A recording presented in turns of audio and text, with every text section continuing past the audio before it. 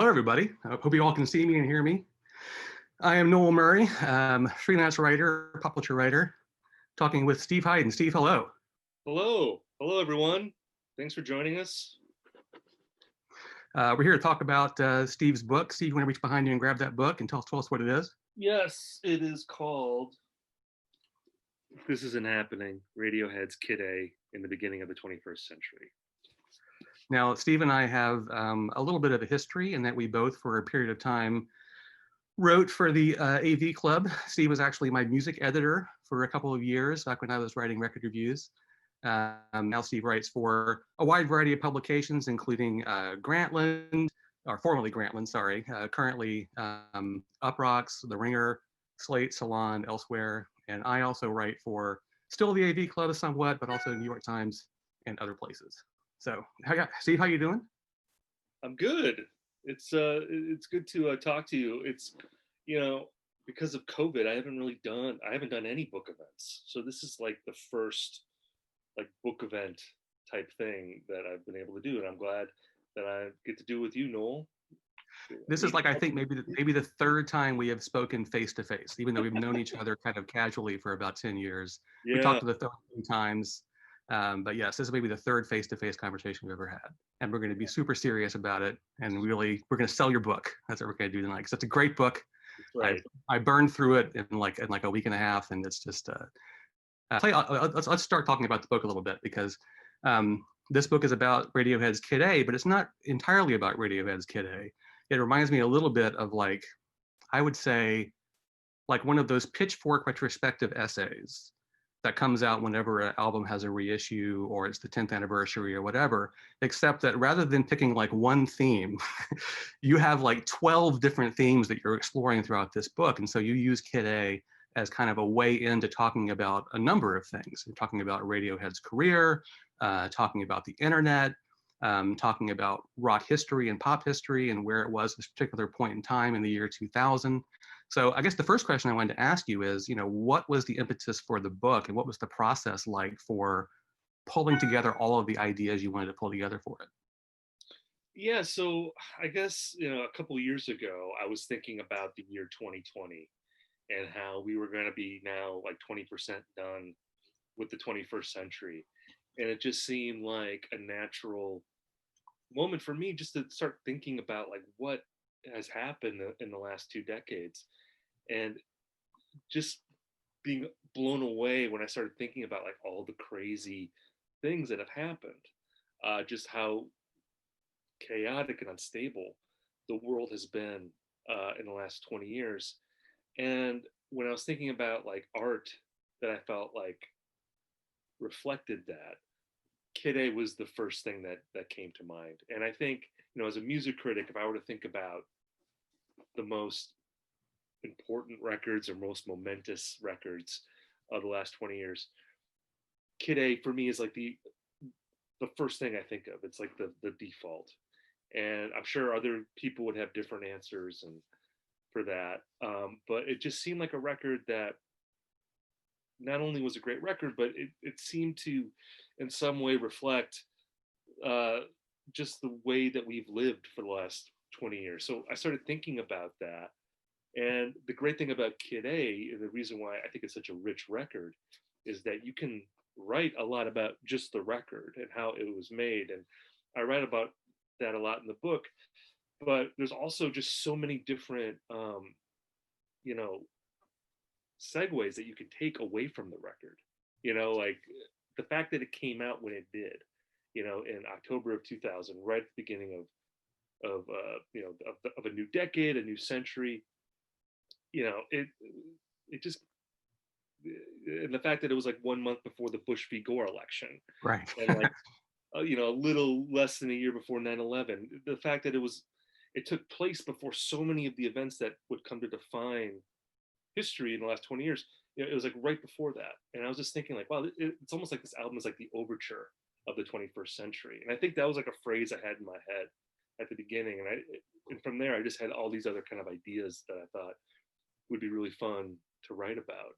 So that's really how it began. And what's funny is that I think I thought in 2020, people are going to be looking back a lot, thinking a lot about the last 20 years, and there's going to be a lot of retrospectives. And of course, that really hasn't happened because life in 2020 is so crazy that we are just stuck in the present. Like there's just so many things coming at us that we haven't really had time to look back all that much. So, and of course, I had no idea that this sort of like apocalyptic album that I was writing about was in some ways going to be sort of downplaying what life was going to be like in 2020. Like if you would have told me that like you had to wear a face mask when you went outside, sure, a year ago or 2 years ago, yeah, I would have thought, oh, you're insane. You're just, that's way too pessimistic. But of course, that's where we are right now. You might have been able to guess that Bush v. Gore would be relevant again, maybe. Right. But although, I mean, the thing with Bush v. Gore, not to get too far afield from Radiohead here, but like that was crazier than what we're going through right now, I think. And I think a lot of things in the Bush years, people don't, it's like people's memories are so short about like, the craziness that has happened like in the near past, because as crazy as Trump has been, like the first 4 years of Bush, you have the Bush v. Gore election, you have 9/11, and you have 2 wars that get started. That, tens of thousands of people killed, trillions of dollars spent. We haven't had things like that in the last 4 years, thankfully. So anyway, that's a whole other topic from radio. Sure, but that's in the book, though. I mean, you got something about you use this record as a way to talk about a variety of things, and you don't just stick with the year 2000, and don't just stick with Kid A. I mean, you talk about what Radiohead did leading up to that, what Radiohead did after that. You have long sections about In Rainbows and what that whole experience was like, and how a different generation embraced that record than may have embraced Kid A. So it's a lot of different things that you cover. So you're saying that the idea came originally just kind of talk about 20 years on from the year 2000, and then Kid A became your focus, or so it didn't start with Kid A? Well, I mean, it's hard to remember exactly the sequence. I mean, I'm obviously a music critic, so I was thinking about, I think I wanted to write about like an album. I thought it'd be fun to write about just one record, because I had written my first 2 books essentially were like pretty broad, like covering like a whole range of artists. And I thought it might be fun just to focus on one band, and also to focus on a band that I grew up with, because my previous book, Twilight of the Gods, was about this generation of artists who really had their peak before I was born, and then I got into them later on, the classic rock generation. So I think that was in there too. I just thought Radiohead would be a fun band to write about. And I also noticed that there weren't a whole lot of books about Radiohead either. So it seemed like that was fairly open ground to write about. And, you mentioned how the book, it doesn't just talk about like the making of Kid A, it's talking about Radiohead's whole career. Although to me, like Kid A is always present. If I'm writing about Pablo Honey or OK Computer or In Rainbows, it really is through the lens of Kid A. And looking at Radiohead's career with Kid A as the fulcrum, where the albums that precede it are progressing towards that record, and then the albums that come after it are in some way reacting to Kid A. There's albums that Radiohead made that I think where they were very deliberate about not doing what they did on Kid A. Mm-hmm. And then the other records, I think, where they were clearly looking at that as an example of how they could move forward. And I think there's examples of both of those things after Kid A. So I just thought, like, it's not my favorite Radiohead record, by the way. Like, I probably like OK Computer more. Like, that was more personally impactful for me. Mm-hmm. But I think Kid A is the most important record in their career, both for their own trajectory, and I think culturally, it feels like the most important to me. I'm an In Rainbows guy, actually. and what's funny for me is that Kid A was actually the first Radiohead record that I actually really liked. OK Computer, was the one that was the big deal when that came out. And I don't know, I was in my 20s at the time. You know how you are when you're in your 20s and you're a rock critic, Steve. You get obstinate about things. Like if everyone loves something, you kind of begin to kind of, and that album came out the same year, I think, that Perfect From Now On by Built to Spill came out. And I was like, if you're gonna love a prog inspired modern rock record, you should love Built to Spill. And so I resisted Radiohead, and then Kid A came out, and I don't know, I just got it right away. Yeah, I had a different experience, obviously, with Radiohead, where I remember when Creep came out. It was on MTV. It was the MTV Buzzbin clip, and I was like 15 years old, and I loved that song right away, and I loved Pablo Honey, and from then on, I was on board with Radiohead, and like they weren't necessarily my favorite band, but they were a band that I always paid attention to. And then when OK Computer came out, I mean, that is one of those albums that like, I remember buying. I remember taking that CD shrink wrap off, putting it in my car or my mom's car. I think I didn't have a car at the time. I think I borrowed my mom's car and drove to Circuit City to buy OK Computer. And, just feeling like, if not on the first listen, like within the first couple listens, that this was like a momentous record in my life, that this was like, my Dark Side of the Moon, my Pet Sounds. I was 19 years old. I was like the perfect age, I think, for that record. So I think just because of the timing of when that came out, it's like, I can't get past the sentimentality that I have for when I first heard it. I was a little bit older when Kid A came out, obviously. I was 23. I had just started my first job. That was a weird period in my life anyway, even without the sort of cultural weirdness that was about to go down. But I've always loved Kid A since then, and it's been one of those records that is just stuck with me, over the last 20 years. I want to be clear to people that, these personal stories that you mentioned here are also in the book. Like, you include a lot of yourself, driving around with your girlfriend, how that influenced the way you heard certain things. But it's also very well reported. And I don't want to get too deep in the weeds on writing process, although I could do that, as writer to writer, I could do that all day. But I am curious about your research methods, because if I'm not mistaken, you don't have any original interviews in the book. It's all taken from other sources. So where did you begin digging that up? Well, when I do books like this, obviously in the case of this book, I was trying to read pretty much like every interview that I could find, as well as watching every YouTube clip that I could find, and not just from the Kid A era, but also from the eras before and after. And that meant buying a lot of magazines, but it also, fortunately, there's like some really dedicated Radiohead fan sites where you can read stories from like the NME in 1993. So that was a big thing. But like with a book like this too, I find that it's not just about reading about the band. I like to read about the things that were happening just culturally and the things that are around it. Because I think this was never going to be like a making of the record type book. And, judging by some of the Goodreads reviews I've gotten, I think some people are disappointed that it's not that kind of book, which I apologize, but, that was never my intention. I really wanted to write a book where I was going to like try to talk about what I think this record is about. Like that was more interesting to me than to simply, do like an oral history or something, even though that could be perfectly great. Sure. And I love reading that kind of stuff too, but I don't know, that just didn't seem like something that I wanted to do for this book.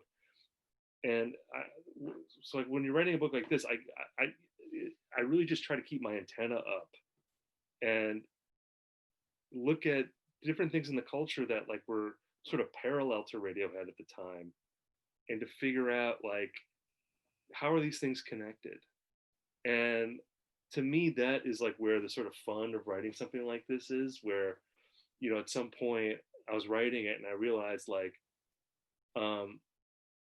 Radiohead had this reputation for being essentially like a post-rock band in 2000, that they were going to take rock music beyond the sort of standard guitar bass drums configuration, like the 20th century aesthetic that we associate with rock music, and they were going to push it forward. And at some point, I realized that, like, in a way, they didn't really do that, but like another band, Linkin Park, I think they kind of did that.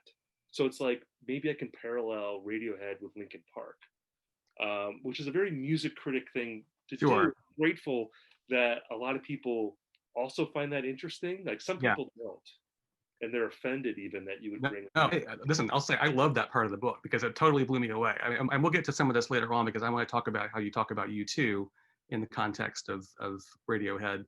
But the section of the book where you say that if you want to talk about, you know, what was really relevant going on, you know, in popular music in the early 21st century, you know, Radiohead, of course, in their way, but while rock critics talking about the Strokes, it was Linkin Park that was really selling records, and that was fascinating. That's something I didn't really think about, you know.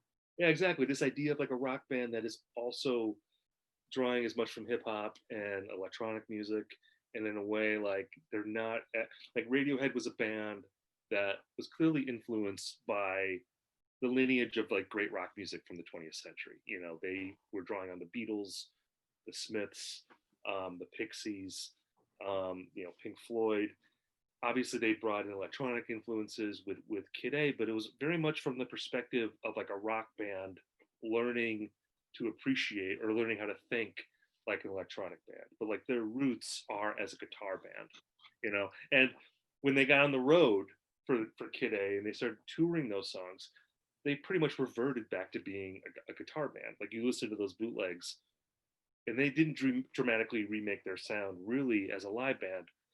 They found a way to make those Kid A songs work in the framework of being, you know, this brilliant rock band that they have always been. And sometimes they try to get away from it, but they really can't change who they are. I mean, that's so embedded, I think, in their identity. Whereas a band like Linkin Park, they don't really have that lineage. You know, it was like they could just kind of comfortably embrace this more sort of magpie 21st century way of making music more organically. They didn't have to sort of like convince themselves to do it or trick themselves into doing it the way that Radiohead did. So I just thought that was like an interesting comparison.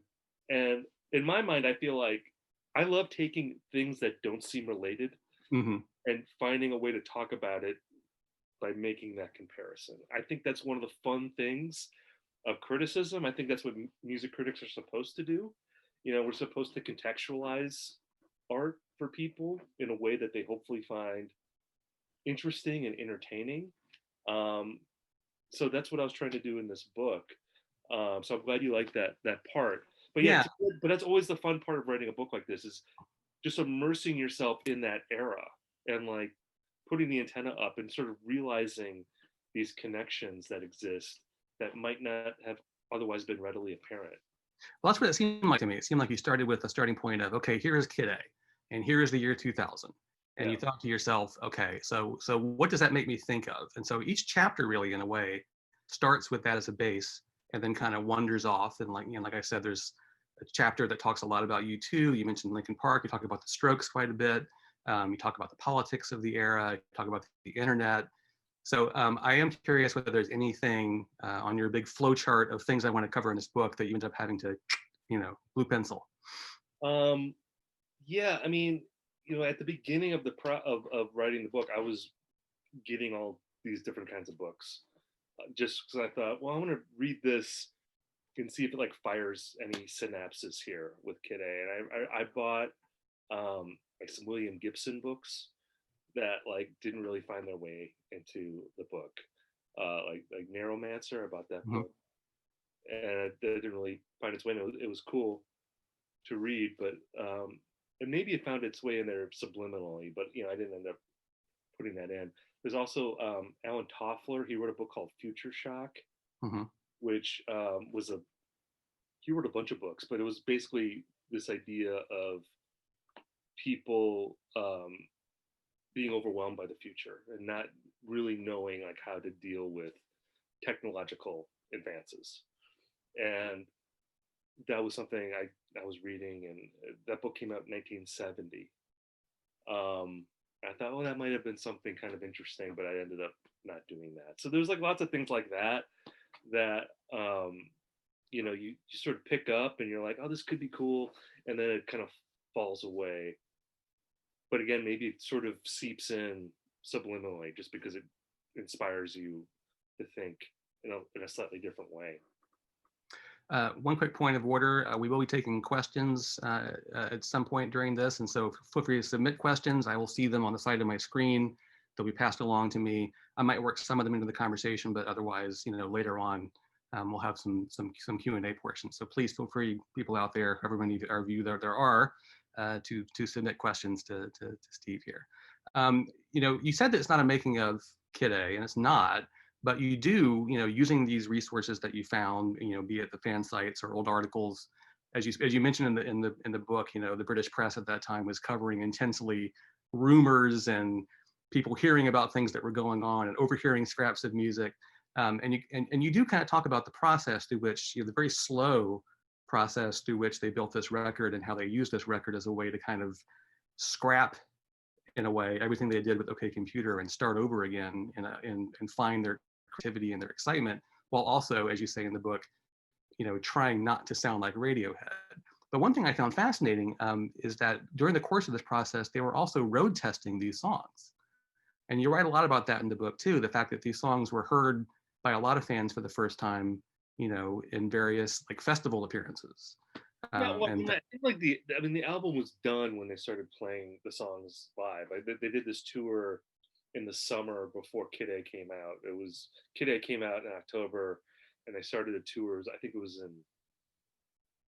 trying to remember if it was like late May or early June. I think it might have been early June. It was like a European tour where they were playing these songs for the first time, and also songs from Amnesiac. And I ended up writing about those shows in the book. In particular, there's a show from Berlin, I think it's July 4th, 2000, which is like one of the great Radiohead bootlegs. And again, it was fascinating listening to those shows, because I think to kind of go back to something I was saying earlier, I think that there is this, conflicting impulse in Radiohead where, for as successful and as acclaimed as they are, they're actually like a pretty insecure band, especially when it comes to sounding too much like Radiohead. And I think that was especially true at this moment in time, because after OK Computer, Radiohead essentially became a set of British rock cliches. There were a lot of bands that had, an operatic singer with like a high voice after OK Computer and the Bends. There were a lot of bands that had that sort of mix of acoustic and electric guitars moving at like a mid-tempo, semi-ballad type pace, very much like a Karma Police or Lucky type template, or like a High and Dry. High and Dry, yeah. And obviously, the most famous example of that is probably Coldplay. Like their first record, I think, is like pretty Radiohead sounding, and Coldplay, I think, moved beyond that fairly quickly. But I think it's fairly obvious that that Radiohead was a pretty big template. It was almost like with Coldplay, I think it was almost like taking Radiohead and combining it with like mid '90s Oasis. Like Don't Look Back in Anger and Fake Plastic Trees. Put that together and you get Coldplay, essentially, I think. When you listen to those bootlegs, it's not like, say, like when the Talking Heads went into the Remain in Light period, and you listen to those shows and you're like, wow, this band sounds a lot different than they did 3 years earlier when they were playing at CBGB. They've dramatically remade their sound, and of course they've added a bunch of musicians. Like they really kind of remade themselves.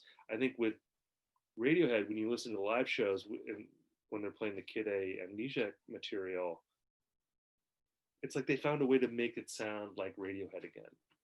And I wonder, it seems like at that point they'd kind of gone through their tempest of making those records and kind of getting over the fact that, like, we like these Warp records, artists that that Tom has been into. We appreciate what they're doing, but we are at heart who we are, and we're going to be best off if we find a way to integrate those influences into what we do. And I think that really reaches a culmination of sorts when you get to Hail to the Thief, Mhm. which is the next record after the Kid A Amnesiac period, when they very deliberately said, we're going to record a song a day, we're going to bang out this record quickly, you know, very much reacting against this sort of deliberative process that they went through, where they spent, over a year, working on Kid A and Amnesiac and just laboring over these songs and recording so much material and just hating the material for many months and then coming back to it and feeling like, oh, this is actually pretty great. And then, of course, then they seesaw again away from Right. The Thief back to In Rainbows, which is a record that sounds really simple and direct, but like that was a record that was almost as labored as Kid A. I mean, they worked on those songs forever. So yeah, there's all these identity crises that just echo throughout their career, which I think that made sense to me to talk about In Rainbows, because I think there's a lot of parallels between how they made that and how they made Kid A. Well, I think I have kind of a theory, and I think you probably may agree with me on this, that the ability to translate your music on stage, the ability to actually be a powerhouse live band.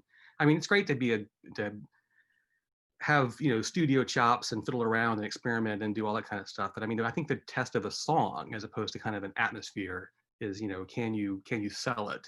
Can you get up on stage and sell it? And I think that may speak to ultimately why the band has endured beyond just these few records. It's the fact that they actually they have something else they can do Yeah. besides just going into a studio for a year and noodling around with Nigel. Well, and again, this is one of the few bands like where it's the same five people from the start and to this day. It's the same band, and they've gone through periods like where they've almost broken up, and many people know that during the Kid A Amnesiac sessions, it was very difficult for them, and that's something I write about as well. And for me, like a crucial component of them staying together is Ed O'Brien, who's like my favorite member of Radiohead. And I feel like, like when you talk about him in the context of Kid A, he's often talked about as being the more sort of traditionally rock guy in the band. That he had a quote where he thought that going into that project that they should just basically make a record like The Queen is Dead. Let's just make really melodic, guitar pop songs. Let's get away from this sort of thematic Orwellian sound of OK Computer, and maybe kind of go back to something more like the Bends, which of course was not where Tom York was at that time. But the fact that like Ed O'Brien could wrap his head around what Radiohead was doing, and even accept the fact that in this new era, maybe not every person was going to play on every song. You know, I think for him especially, just because he has this sort of like his role in the band, I think is like the least defined in a way. It's like Tom York is clearly the singer. Johnny Greenwood is clearly like the lieutenant, like fixer. I call him the fixer of Radiohead because he kind of realizes, I think, the ideas that Tom York has. And then you have Colin and Phil in the rhythm section, obviously, they have their role. Ed is like, he's not the lead guitarist. He's like this sort of like atmospheric sounding guy. He's the glue guy in the band. And the fact that he could, I think, accept his role and know that like whatever ego he might have had about his guitar playing or his contributions to the band, that it was more important about the band identity. That was what matters the most in Radiohead. The fact that he could accept that, I think, really points to why that band has been able to stay together. It's like any kind of great organization. Like if you think of a great team, everyone knows their role. And it seems like that's the case in Radiohead. And I think because of that, it's why they still have that sort of extra element when you see them on stage. They're they may not be necessarily like virtuoso musicians or anything like that, but like they have a cohesion to them that you can't put your finger on, but it's so crucial. And it's just like this special element that comes out like when they're together. Even now, like when they're a band that isn't especially creative, like they have not been a very prolific band for almost 15 years now, like since In Rainbows, really. They put out 2 records in like the last, like, say 13 years. But I think there's always going to be something about the mothership for those guys, like where they know they can go back to that and it's like a family. And it just seems to work for them. I'm going to toss out one quick audience question before I go back to my next topic. Do you want to quickly rank your favorite Radiohead albums? Okay, so I'll say OK Computer number 1. I'll say Kid A 2. After that, it gets tricky. Yeah. Do you see Amnesiac as being the same as Kid A, or is it a whole separate thing? No, I see it as it's funny because one thing that I changed on, or I evolved on as I was writing this book, is I appreciate Amnesiac a lot more now than I did. It's an interesting record because basically side 1 is a more conventional Radiohead record than Kid A is. You know, that's the side with, you know, Pyramid Song and there's I'm trying to think, blanking on what else is on that side. There's You and Whose Army, you know, there's a lot of just sort of like pretty guitar pop songs. I think Knives Out, it's like towards the end of that side. And then you get to the second side and it's like way more whacked out than Kid A. Like the second side is like crazy. And I've really come to love like side 2 of Amnesiac. Like all those songs I think are so great.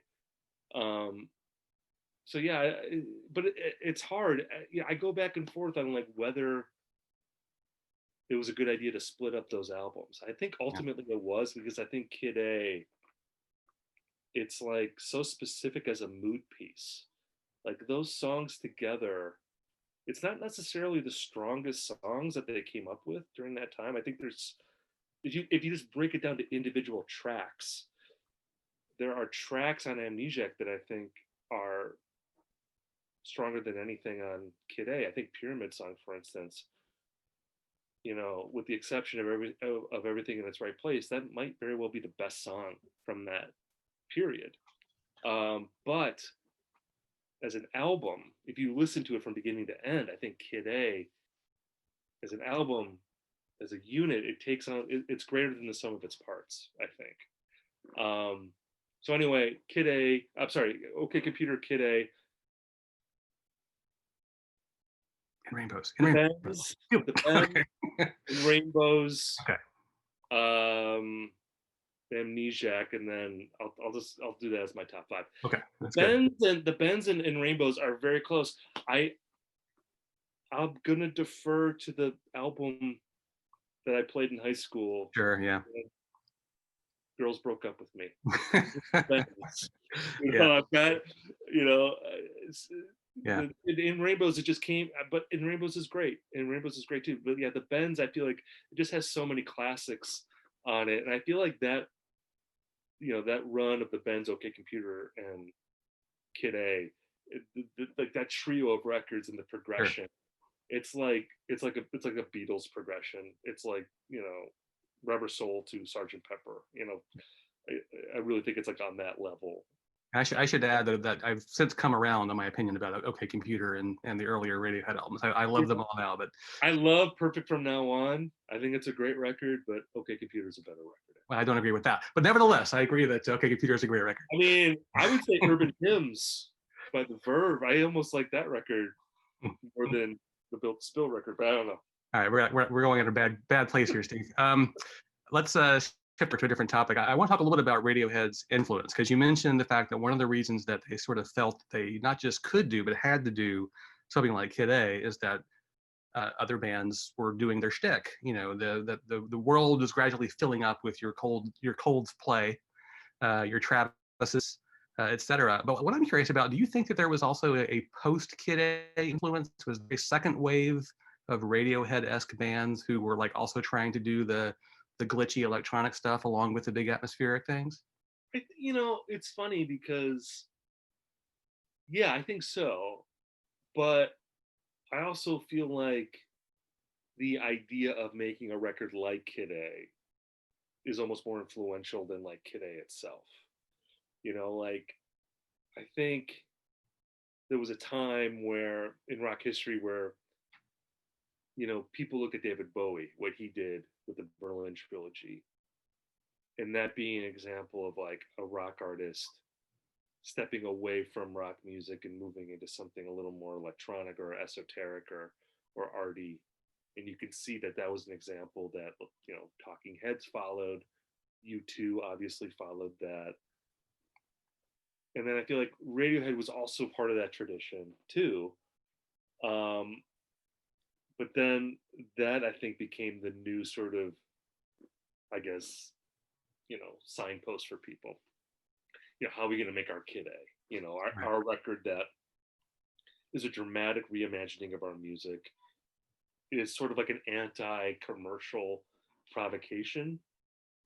So I think that was pretty influential. But yeah, I mean, I think it's tough because I think Radiohead, they were not in a vacuum in terms of doing that. And there were a lot of people at the time who felt that like Radiohead wasn't the best example of like a rock band embracing electronic music. I remember in 2000, you know, a lot of people loved the Primal Scream record, Mhm. Exterminator, which I think is a great record. Um, and they would compare that to Kid A and say that the Primal Scream record was like a better version of that.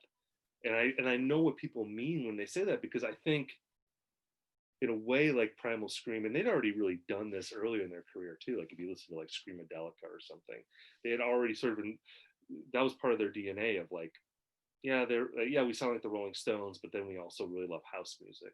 You know, like that's the idea of Screamadelica. And then on Exterminator, you know, they were really hitting this sort of combination of like really noisy rock music. Like Kevin Shields is on that record. Mhm. I Wearing might Low my Down Time. Loveless t-shirt today. What's that? It's wearing my Loveless t-shirt. Can't see it, of Oh. course, because it's a Loveless art, so it's all blended in there. So anyway, I mean, so yeah, so there were like other bands doing this and not just Radiohead. But I think just the fact that like Radiohead would do something like that, make that kind of record, I think it was inspirational to people. And you know, and we've seen other bands do that, like Coldplay. They eventually hired Brian Eno Hmm. as a producer, and they tried to kind of be more electronic. You know, LCD Sound System. They used James Murphy as their Brian Eno on I think on Reflector. Hmm. Um, so I don't know, and I write about this in the book that there's just this thing with like arena rock bands or a certain kind of arena rock band where like on say your fourth or fifth record you decide that you don't want to be a guitar band anymore, that you want to be an electronic band, or you Sure. want to electronic music. Yeah. That's like in the guidebook for rock bands that like you have to do that. I In think the going post back to in the Bowie, post punk era, I think it was always like the second or third album, right? They had their right? like the Cure and Echo and the Bunnymen, etc. would have catchy first album and their difficult second or third album. That's where you get your Pornography, your Flowers of Romance. You know, Right. you gotta really push it. We have an audience question that actually dovetails with something I wanted to ask you myself. So I'm going to ask you my question and also ask the audience question and kind of bring them together, because you mentioned U2, and that's a big part of the book. You talk about what U2's journey was leading up to like when they went through their whole we have to go to the wilderness and rediscover ourselves and then come back around to being a regular rock band again, which happened right around the same time that Kid A came out, that their big album, you know, All That You Can't Leave Behind, was released. Classic, old school, back to basics U2 record. So a question I had for you, I'm going to give you mine, then I'm going to give you the audience one, is, you know, today in 2020, who do you think who's out now is on the verge or could make an album that would be to Kid A what Kid A was to All You Can't Leave Behind? If you see what I'm saying? Like if someone writing this 20 years from now, look back at this era. And the question from the audience was, is there a Kid A of today? Are you able to identify the Kid A of today, representative of this time, that you can maybe may not be able to see till later? Um, It's an interesting question. I mean, if you're talking about Kid A as a record that, I mean, I guess it depends on how you want to define like what Kid A is in the situation. Are we talking about like a rock band that takes a more electronic Let's talk detour? about it in terms of an experimental digression, like Right. going in a new Because, direction, trying something fresh and new, tearing everything down and starting over again.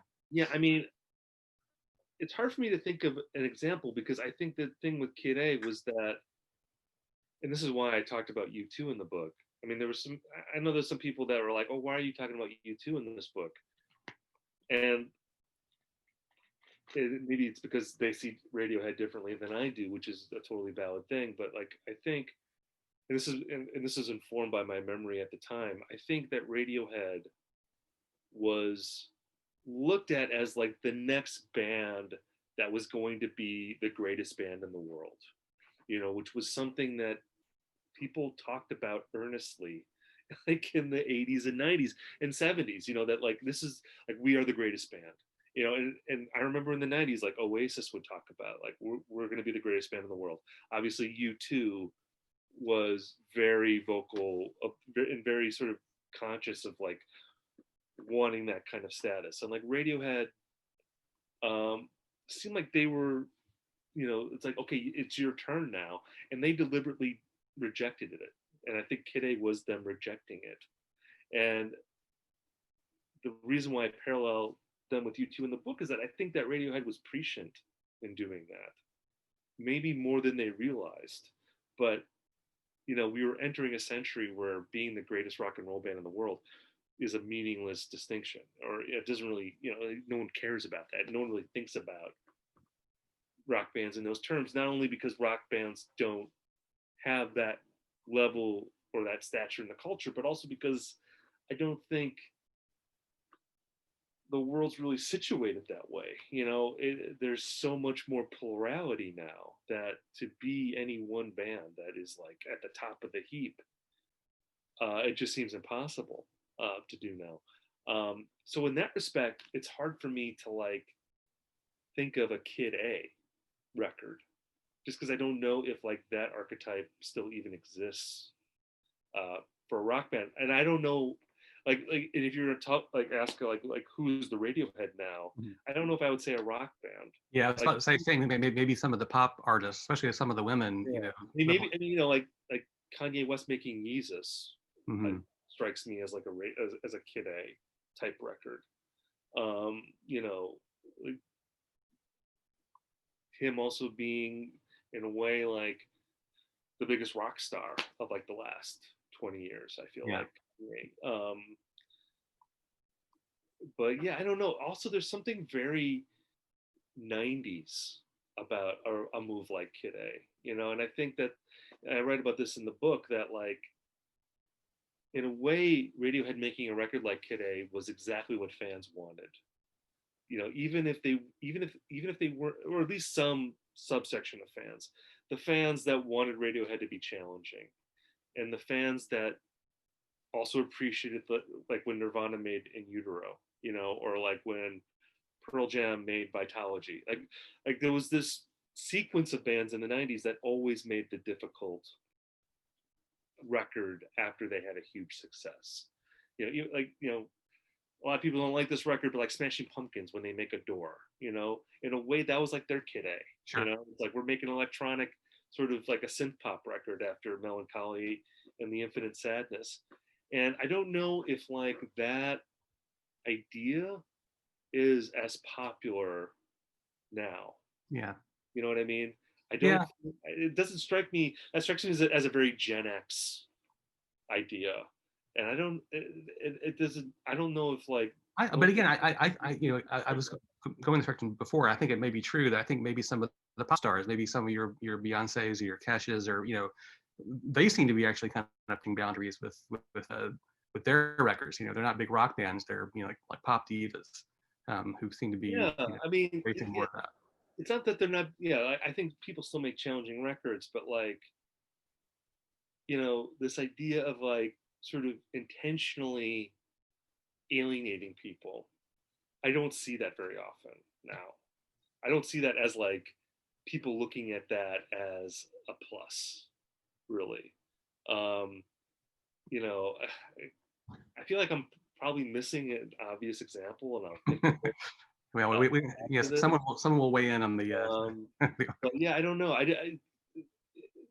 Part of me just wonders if that's something that is just specific to the era, just as like Sergeant Pepper is very specific to the '60s. Kid A, in a way, the idea of making a record like that in that way, that might just be very Gen X. I don't know. It's interesting. We got some audience questions I want to throw past you here. We got a few of them now. This one says, do you have any thoughts on the Kid A artwork, all the iconography with the bears and the minotaurs? It seems like Tom and Stanley Donwood put a lot of thought into it, and it's still very haunting. Yeah, I love that cover, and I love the Amnesiac cover, and I think like those two covers feel very much of a piece to me. And just the whole packaging of Kid A, the artwork, and also, for the CD fans out there, like the hidden booklet that was the jewel case thing. There was something very subversive about that record, I think, in the packaging, that goes beyond the music. I think, and I write about this in the book, that like lyrically, I don't think that people describe Kid A sometimes as a political record. There's nothing in the lyrics really that suggests that it's a political record. I mean, you can project politics onto it, but I don't think it was conceived necessarily as a political statement, and I don't think like in the text that's really there. Where that comes from, I think, is from the packaging. Like you read, especially that booklet that's in the jewel case, it's like very sort of in line with like all of the sort of emerging sort of anti-consumerist ideology that was really emerging at that time. Obviously, Naomi Klein, no logo, that was a big part of the culture of Radiohead while they were making that record. This idea of like the media brainwashing people, which, it's so funny. Like a lot of this stuff, it's hard for me to access exactly like what I thought in the year 2000. I probably thought the media was brainwashing people, but it does seem quaint to think about the media in 2000 versus the media now. Like there's a lot of things on this record that I think are actually more accurate to now than to then. The idea of like just the whole Orwellian, I guess, apocalyptic vibe of the record. When that album came out, it's like the world wasn't that bad, like it was about to get a whole lot worse. I mean, not that things were perfect. Obviously, there was a lot of things to be upset about, but like, guys, like you have no idea what's on the horizon. Like it's gonna get a lot darker. That if you think it's dark now, if you're Stanley Donwood, if you're like putting like ice capped mountains with a fire on the horizon on the cover of this record, it's like you have no idea how hot that fire on the horizon is going to be. I mean, like it is coming. So yeah, that's always a kind of like a mind blower for me. Like they weren't predicting anything, but what's that? No, I was gonna go on to the next question. Do you think the fan and critic reaction would have been different if Kid A and Amnesiac had been released as a double album? Now you speak somewhat in the book about how fans already kind of knew a lot of the Amnesiac songs that weren't on, when Kid A came out, they were looking for some of the songs that weren't there. So I mean, it might have been different in England. I mean, the album was really panned in England. Like Kid A was like treated pretty poorly, and I think that there were critics who expected some of the catchier songs that ended up on Amnesiac, to be on Kid A, and so that might have maybe changed it a little bit. But I don't know. I think people would have probably thought, and I'm just totally speculating here because this is like an alternate timeline where this is a double album. But my guess is that people would have thought it was very indulgent. Critics tend to feel that way about double albums anyway. Not me. I love double albums. I love triple albums. I love big records where people are just taking a huge swing. That's always exciting for me. But yeah, I think people would have just thought that this was just Radiohead losing their minds, putting out all this music at once. So I think it was probably the right call to do it as they did it. Audience member asks, have you heard from any of the members of the band about the book? Has anybody talked about it? I interviewed Ed O'Brien after I turned in the book, but before the book came out, and I told him that I had written a book about Kid A. And he actually said something that, like, I kind of wish I had put in the book. He was talking about how mad cow disease was a big thing in England while they were recording Kid A, and he just felt like it was a pretty bleak time, like especially in the beginning, like in the winter. And it made me I wish I'd written about mad cow disease in the book. But he was very nice. He was like, "Oh, that sounds great," and then I'm sure he instantly forgot about it. So that's the only sort of little bit of feedback. I'm sure maybe Phil would read it. Phil would be Phil and maybe Colin. I could see them maybe reading it and liking it. I'm sure Tom and Johnny couldn't care less about a book like this, which is fine. Maybe one of their kids will read it and they'll enjoy it. Who knows? As you know, as somebody who has kids yourself, people's kids don't care about what their parents do. My kids don't care about what I write. I'm sure your kids, when they get older, aren't going to care about what you write. Sorry, buddy, just the way it's going to be. Yeah. We're winding down on time here, but there's one last topic I think is very important to get to that's covered in the book, because one of the other major themes that comes out throughout the book in talking about Kid A, but also talking about in Rainbows, is the internet, and how part of the big deal about Kid A was that the label released it online, before or around the time people got to buy it in stores. And then of course in Rainbows had the the pay what you want model. I would just want your kind of personal opinion as somebody who writes about contemporary music and still talks to musicians on a regular basis. Do you think that the sort of opportunity to use the internet to make yourself a more successful, more popular artist 20 years ago, is that gone for good? I mean, can people still find a way to use the internet to make money while making music, or has the internet just sucked it dry? Yeah, I mean, it's been interesting this year witnessing things like Bandcamp, which of course is already, that's been around for a long time, but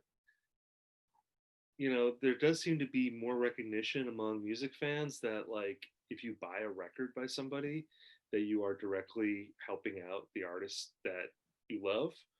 And I think there's maybe more recognition of that because artists aren't touring. So, like, you can't buy a concert ticket, and there's really no way, you can't buy a t-shirt at a show or anything. So there's really no other way to support an artist than to go on a site like Bandcamp and buy their record. Yeah, I mean, I think that sort of thing, and I really like that. I mean, because I think for a long time, music fans have had this like cavalier attitude about paying for music, where they felt almost like what's the word? Not obligated. They felt almost like they deserved entitled for free or for like a very low price. Sure. And I think there was a period maybe where that was justified. Like if you were part of that generation that had to pay $18 for a CD in the 90s, maybe there was like a lot of residual resentment of that. But I think at this point, if you don't recognize that artists are being screwed by things like Spotify, and you're not willing to like throw some shekels like in the till, to help, actually buy a record, whether it's a physical record or it's just a download. I mean, it just doesn't seem like a very responsible way to be a music fan. I think you need to recognize that there are ways that you can buy music that will actually get most of that money into the artist's hands. You know, those avenues are open. They're well publicized, and it's your choice whether you want to pay for it or not. But like, don't pretend that you don't have a choice or these things don't exist. So, yeah, I think things like that do show that like you can still do that, and there's a way to be responsible as a music fan if you want to be. And look, I use Spotify too. Like I'm not knocking streaming or anything, but I think there is a balance to be had between if you stream a lot of music, but also try to buy some music as well, and try to sustain this ecosystem that exists, that will ensure that us music fans can still have these great records that we love and continue to enjoy them. Yeah, I think a lot about the fact that so many things that we use now that are so convenient are good things in the sense of their convenience, right? Like this is the dream. The dream has always been that you could have access to all of the music library of the world at the push of a button. The problem is, who's getting the money? Right.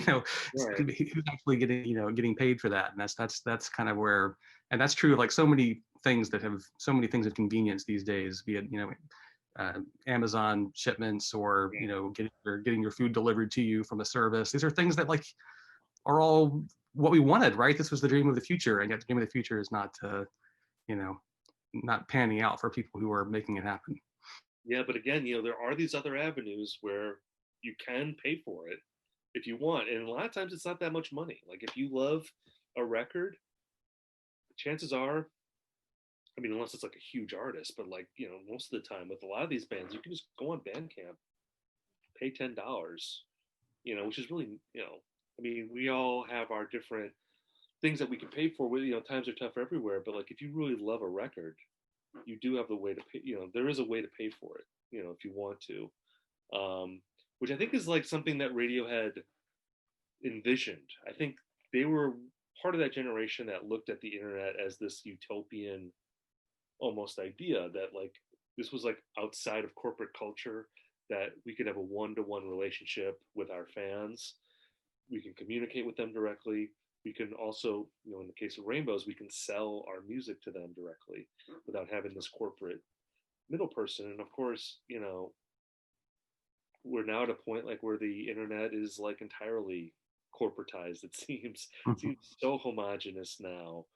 We all access the internet now, or most of us anyway, through our social media platforms. I know that's what I do. I used to go to I'd have a list of 20 sites I would check, right, one by one, and now I just go to social media platforms. I get probably most of my music recommendations from your Twitter feed. Really? Actually, there you go. most of the things I listen to from there. Listen, I love Twitter. I mean, and you and I are on the same page on this. We don't live in New York. We don't live in Los Angeles. Like if social media didn't exist, I would not have a job. I would not have a career. That's how I met a lot of people, was networking on social media. So like the fact that I don't have to live in a super expensive city, where my quality of life would be way worse than it is in Minneapolis, is something I owe to social media. So like it's a great thing in that regard. But there's also things that are terrible about it too. I mean, so you just have to live with the terrible, I guess. Okay, I think we're actually out of time here, Steve. So the book again is "This Isn't Happening: Radiohead's Kid A in the Beginning of the 21st Century." There it is. I visited here with my old friend Steven Hyden. It was so great to see you, buddy. I love the book. Always a pleasure. And hope to see you face to face and for real again in Minneapolis, perhaps at Sound Unseen some years down the road. That'd be great. Okay. Thank you. All right.